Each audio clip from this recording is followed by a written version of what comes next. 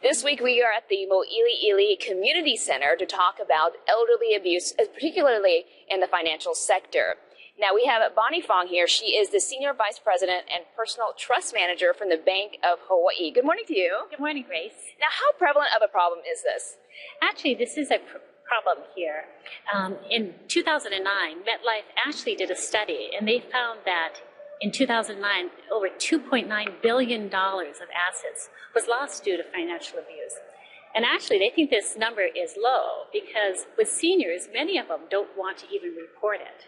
Yeah, many of them are embarrassed. We just want to talk about, how does this happen to them? We want to protect them in every single way. So how does this happen? It happens everywhere, Grace. One of the things, for example, with seniors, many of them have caregivers. Now, most caregivers are honest. However, caregivers develop a real special bond with their seniors. And the problem there is they're around jewelry, they're around funds, they're around financial documents. And so it's really important to make sure that there's no one taking advantage of that. But it can even happen in family members. For example, a child might feel that they're entitled to their parents' wealth.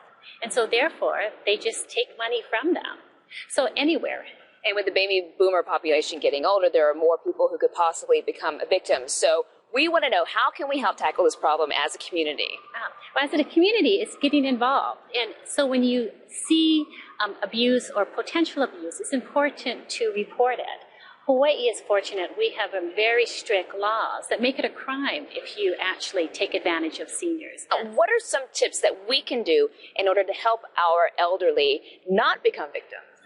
I think the tips is keeping the awareness. For example, if you see, you work with a senior that their financial condition all of a sudden changes, asking why. Or you see significant withdrawals coming out of their account, asking where that money's going to.